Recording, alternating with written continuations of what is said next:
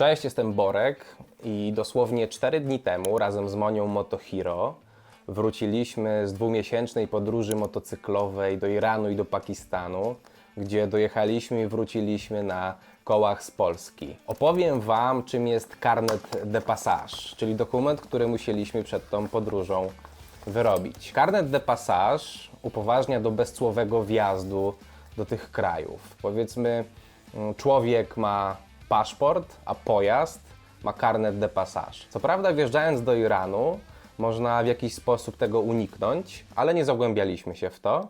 Ale z Pakistanem jest bardzo trudno. Znaczy, jest to niemożliwe po prostu, żeby wjechać bez tego dokumentu do Pakistanu i przekonaliśmy się o tym osobiście, ponieważ na granicy irańsko-pakistańskiej spotkaliśmy pojazdy, które zostały zatrzymane na granicy z tytułu braku posiadania właśnie tego dokumentu. Motocykl to też jest towar, więc jeżeli chcemy tam jechać i ktoś chce mieć pewność, że go nie sprzedamy, że nie zostanie oclone w jakiś sposób to całe przedsięwzięcie, no właśnie trzeba się zabezpieczyć w taki sposób. W naszym przypadku za wyrobienie takiego dokumentu zapłaciliśmy 900 zł od osoby. Są różne warianty i te warianty można sprawdzić na stronie PZMOT-u. W zależności od ilości posiadanych kartek w tym dokumencie cena może być mniejsza lub większa. Jeżeli chodzi o te posiadane kartki, to po prostu nasz dokument miał 5 głównych kartek, bo są też inne. Te kartki po prostu są po to, żeby je wykorzystywać w każdym kraju, do którego karnet jest wymagany. Listę krajów też znajdziecie na stronie PZMOT-u. Podobno niektóre są tam mylnie napisane, niektóre nie, dlatego nie chcę o tym opowiadać, tylko będę opowiadał na podstawie krajów, w których byliśmy i na pewno jestem przekonany, że tak ta procedura właśnie wygląda. Jedna kartka, czyli jeden kraj na wjazd i wyjazd. Jest to dokument, który przedstawiamy na granicy w biurze celnym, w Custom Office. Jest on podzielony właśnie na takie 3 egzemplarze i one są po prostu odrywane, notowane, zapisywane i stemplowane na granicach przy wjeździe i wyjeździe. Czyli dla przykładu, jak wjechaliśmy do Iranu pierwszy raz, to urzędnik celny oderwał sobie 1/3 tego dokumentu, pokwitował, że to zrobił, bo musi to oczywiście zgłosić gdzieś tam w swoim kraju, w odpowiednich służbach, a nam tutaj pokwitował na samej górze, że pojazd wjechał do tego kraju i przybił pieczątkę. Więc zostaje nam jeszcze drugi odcinek, który jest odrywany właśnie przy wyjeździe z tego kraju. Czyli gdy wyjeżdżaliśmy z Iranu i wjeżdżaliśmy do Pakistanu, to najpierw urzędnik irański oderwał nam kolejną 1/3 z tego dokumentu, z tej kartki, a nam na górze pokwitował, że pojazd wyjechał z tego kraju i przybił pieczątkę. Ta sama procedura wyglądała dokładnie tak samo w Pakistanie, czyli wjeżdżamy do Pakistanu, odrywają karteczkę, nam stemplują, jeździmy po Pakistanie, wyjeżdżamy z Pakistanu, nam znowu stemplują, podpisują i odrywają sobie kolejną karteczkę. I z tego, co jest bardzo ważne, tak przynajmniej pisze na stronie PZMOT-u, to pieczątka koniecznie musi się tutaj znajdować. Przekonaliśmy się osobiście, że nie podbili nam jednej pieczątki, trzeba tego bardzo pilnować, podobno. I musieliśmy po prostu wracać do Custom Office, powiedzieć: słuchajcie, tu nie ma pieczątki, a urzędnik zrobił tylko tak, popatrzył i powiedział: no faktycznie, tylko po swojemu, podbił i nas wypuścił. W naszym przypadku musieliśmy mieć karnet 5-kartkowy, bo taki jest minimalny, i zużyliśmy 3 kartki. Zużyliśmy na wjazd do Iranu, wyjazd z Iranu, wjazd do Pakistanu, wyjazd z Pakistanu i znowu na powrocie wjazd do Iranu i wyjazd do Iranu. 3 kartki zostały zużyte, 2 zostały do wykorzystania. W naszym przypadku nie będzie to wykorzystane, no ale tak naprawdę, nie wiem, starczyłyby one na i tylko jeden dodatkowy kraj, czyli gdybyśmy chcieli wjechać do Indii, no to w Indiach wjazd-wyjazd, Pakistan wjazd-wyjazd i Iran wjazd-wyjazd, to byłoby 5 kartek łącznie. No ale nam to niestety nie było potrzebne. I może co jest najważniejsze, wyrobienie takiego dokumentu wiąże się ze złożeniem kaucji zwrotnej, która niestety jest bardzo wysoka. Według widełek, w zależności od krajów, kontynentu, gdzie chcemy się dostać, przynajmniej dla motocykla, bo Zlinkuję pod filmem tabelę, gdzie można sobie dokładnie to sprawdzić i zobaczyć, jak to by było dla Waszych pojazdów. Ale generalnie widełki dla motocykla w zależności od rejonu są od 10 do 22 tysięcy złotych, w zależności od wartości pojazdu, ale no, wiąże się to z tym, że nawet stary motocykl, który nie wiem, kosztuje 3000, 5000, to trzeba byłoby pewnie,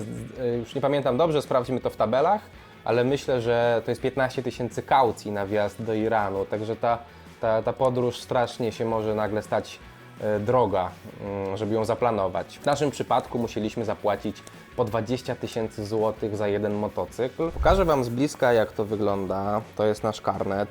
Tu jest numer rejestracyjny, który trochę się rozmazał, ale nikt nie miał z tym problemu. Tak wygląda karnet, czyli tutaj mamy pieczątkę wjazdu, pieczątkę wyjazdu.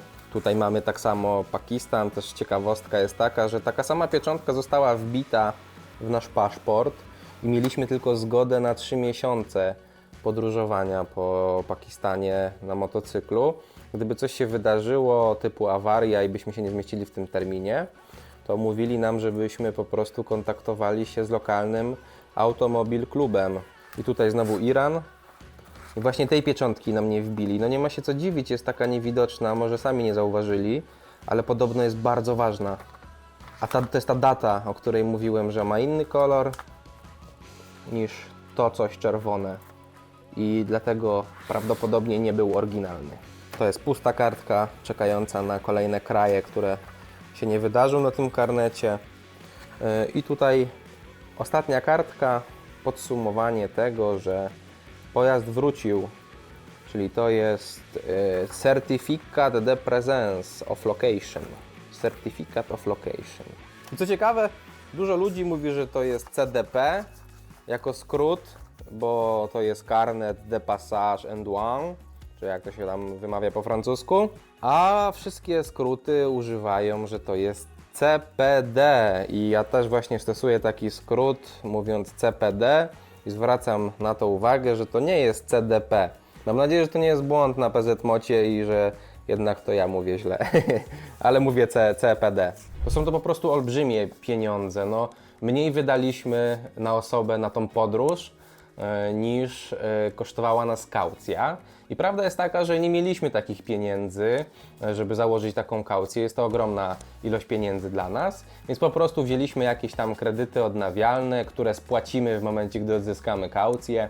I jeżeli to dobrze policzyliśmy, to odsetki za te kredyty wyjdą nas jakieś 1300 zł za osobę, co po prostu wliczyliśmy sobie w koszty podróży. No trzeba sobie jakoś radzić, podróżowanie nie wybiera, a moc jest bardzo silna i potrzeba zwiedzania i eksploracji świata, więc no, zdecydowaliśmy się tak zrobić. Dopiero tą kaucję otrzymamy, jeżeli ten dokument wróci do PZMOT-u w tym stanie. Czy w tym stanie, bo ostatnia kartka, czyli w naszym przypadku 6, jest to kartka, która podsumowuje, że pojazd wrócił do Unii Europejskiej. Co prawda można to zrobić w Polsce po powrocie, ale trzeba jechać specjalnie do biura celnego, więc żeby tego nie robić, usłyszeliśmy, poczytaliśmy też w PZMOcie, można to przeczytać w instrukcji obsługi, że można to zrobić na granicy wjeżdżając do Unii Europejskiej i my to zrobiliśmy w Grecji. Tutaj pani nam przybiła pieczątkę, datę i podpis, no i zaoszczędziło to na pewno nam bardzo dużo czasu. Pewnie gdybyśmy chcieli to zrobić w Polsce, to przypuszczam, że trzeba tam jechać osobiście, no nie ma innego wyjścia. Biuro pewnie pracuje od poniedziałku do piątku, więc trzeba brać dzień wolnego.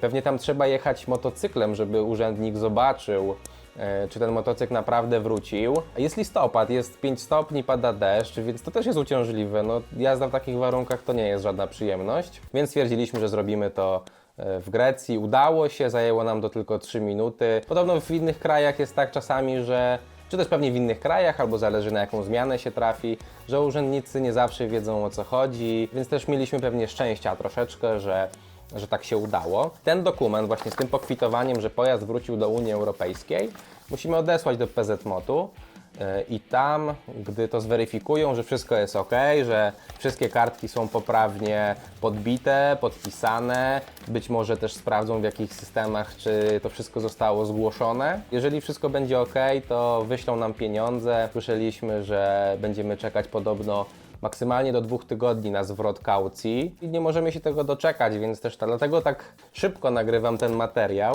żeby móc jutro rano wysłać ten dokument do Warszawy, żebyśmy mogli odzyskać pieniądze i żeby odsetki były za jak najmniejsze, bo są naliczane za każdy dzień. Gdyby ktoś miał jakieś wątpliwości, czy taki dokument można zgiąć w pół, to tak, zgięliśmy go w pół. Była to nasza decyzja, nikt nam o tym nie powiedział, bo zastanawialiśmy się, kurczę, można zgiąć, nie można zgiąć. Ale zdecydowaliśmy się, że go zgniemy tylko po to, żeby móc go zmieścić w taką teczuszkę. Mieliśmy bardzo dużo dokumentów, wizy, nie wizy, dokumenty, list of invitation. To był naprawdę taki plik na osobę, więc nie wyobrażam sobie tego wozić na motocyklu w podróży w jakiejś teczce A4. Zgięliśmy to i woziliśmy właśnie w takiej silikonowej teczuszce, którą można kupić w księgarni, też polecam zresztą, za 4 zł. Fajna opcja, bo te dokumenty nam nie przemokną.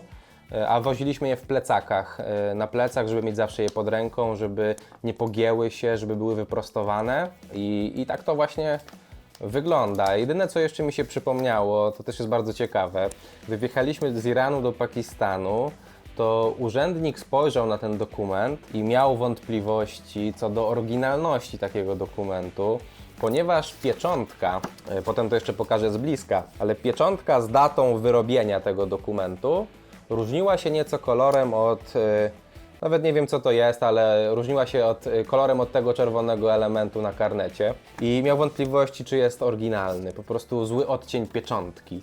I powiedzieli, że nas nie puszczą, dopóki nie potwierdzą tego, czy ten dokument jest oryginalny. Także powiedzieli, że dopóki nie potwierdzą z Automobil Klubem dowolnym albo pakistańskim lub polskim, a była niedziela, to nie puszczą nas przez granicę. Na szczęście dodzwonili się do pakistańskiego Automobil Klubu i powiedzieli, puśćcie ich.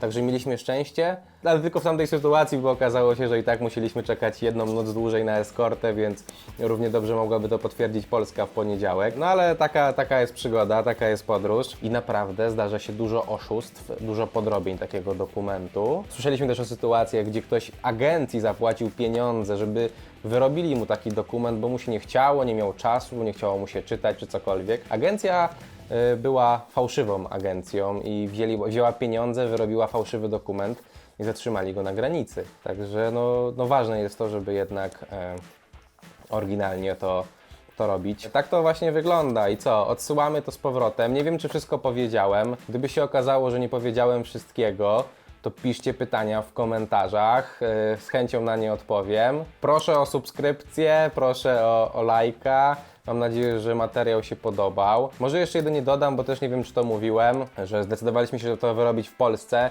żeby nie było bariery językowej z biurem podróży. Nie podróży, tylko Automobil Klubem, żeby mieć pewność, że odzyskamy kaucję, bo znamy osobiście osoby, które miały problem z odzyskaniem kaucji w innych krajach i chcieliśmy mieć spokój podróży, jakiś tam powiedzmy support, bo naprawdę kontakt z PZMOT-em jest świetny. Pani odpowiada na maila tego samego dnia lub na drugi dzień, także naprawdę kontakt jest bardzo fajny. Jest to kupa kasy, ale no podróżować trzeba, nie ma wyjścia. Linkuję tabelę, gdzie są dokładne opłaty za wszystkie różne pojazdy, motocykle, samochody. Linkuję opłaty za sam karnet i też kraje, do których jest potrzebny, czy kontynenty, ale wiadomo, trzeba to weryfikować, bo są tam kraje, które niby wymagają, ale jak się okazuje, wiemy od innych podróżników, że karnet nie jest do nich potrzebny. Mam nadzieję, że materiał się podobał. W razie czego piszcie, lajkujcie, subujcie i zapraszam na kolejne odcinki, bo planujemy nagrać całą serię dotyczącą tej podróży i naprawdę niedługo wrzucimy też filmy z samej podróży, gdzie materiału mamy mnóstwo. Dzięki, hej! No nieźle. No cut będzie? Czyżby był no cut?